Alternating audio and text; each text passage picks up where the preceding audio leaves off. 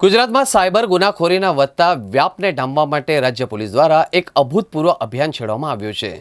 Operation mule hunt હેઠળ પોલીસે માત્ર 2 જ અઠવાડિયામાં સાયબર ઠગોના નેટવર્કને વેરવિખેર કરી નાખ્યું। આ ખાસ ઓપરેશનની સફળતા અંગે રાજ્ય પોલીસ વડા રાવ દ્વારા વિગતવાર માહિતી આપવામાં આવી હતી, જેમાં સાયબર ક્રાઇમની દુનિયામાં બેંક મેનેજરોથી લઈને ફેક ફર્મ ચલાવતા લોકોની મિલીભગતનો પર્દાફાશ થયો છે। રાજ્યમાં છેલ્લા 15 દિવસથી ચાલી રહેલા આ ઓપરેશનમાં પોલીસે અત્યાર સુધીમાં 40 જેટલા રીઢા ગુનેગારોની ધરપકડ કરી। પોલીસે સતર્કતાના કારણે અંદાજે 622 કરોડ રૂપિયાનું ફ્રોડ ટ્રાન્ઝેક્શન અટકાવવામાં સફળતા મળી છે, જે જનતાની પરસેવાની કમાણી બચાવવા માટે એક મોટું પગલું માનવામાં આવે છે। આ તપાસમાં સૌથી ચોંકાવનારો કિસ્સો એપીએમસી ઊંઝાના નામે સામે આવ્યા છે।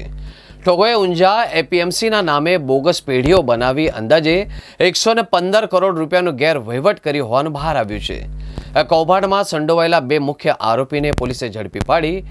વધુ તપાસ હાથ ધરી છે। ઓપરેશન મ્યુલ હન્ટ 2.0 અંતર્ગત છેલ્લા 2 અઠવાડિયામાં જે સાયબર સેન્ટર ઓફ એક્સલન્સ, જેમાં તાજેતરમાં આપણે લગભગ 40થી 50 જેટલા પીઆઈઓને નવા નિમણૂક આપવામાં આવેલી છે, અને એ અનુસંધાને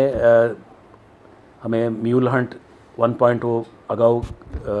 ઓપરેશન પાડવામાં આવેલી હતી,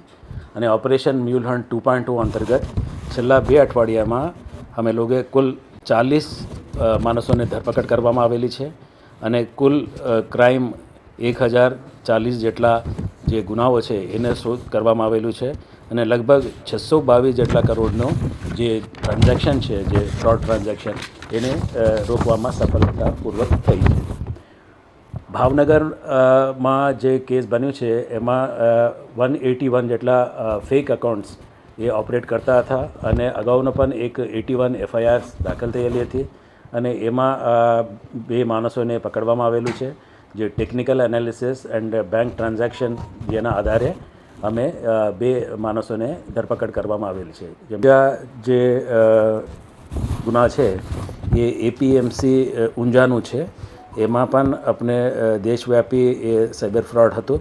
એમાં પણ આપણે 114 કરોડ જેટલું એ જે સાયબર ફ્રોડ છે, અને જેમાં આંગળીયા પેઢી અને બાકી એપીએમસીના જે ફેક ફોર્મ છે એ ખોલીને એ ઉપયોગ કરતો હતો મ્યુલ એકાઉન્ટ ચલાવવા માટે, તો એને પણ આપણે પકડવામાં સફળતા થઈ છે, અને એમાં પણ 2 વ્યક્તિઓને ધરપકડ કરવામાં આવેલી છે। અજય સિવાય ઓપરેશન મ્યુલ હન્ટ રાજકોટમાં જે છે એમાં પણ એક લાઈવ જેટલા એટલે 40 લાખ રૂપિયા એ ટ્રાન્ઝેક્શન કરવામાં આવતો હતો, અને તે વખતે પણ એમને લાઈવ પકડવામાં આવેલી છે, અને એમાં એક બંધન બેંકના મેનેજરનું પણ સંડોવણી ધ્યાન ઉપર આવેલું છે। તો એ પ્રકારને આપણે અને મ્યુલ હન્ટ જે બેંકોની એકાઉન્ટ્સ ફ્રોડુલન્ટલી ડિપોઝિટ કરવામાં, ઇન્વેસ્ટમેન્ટ ફ્રોડ અને demat UPI fraud, online financial or internet બેન્કિંગનું ફ્રોડ, એ તમામ જે વ્યક્તિઓ કરે છે તો એના ઉપર આપણા સતત વોચ રહેશે, અને જે સાયબર સેન્ટર ઓફ એક્સલન્સ આવતા દિવસોમાં પણ એ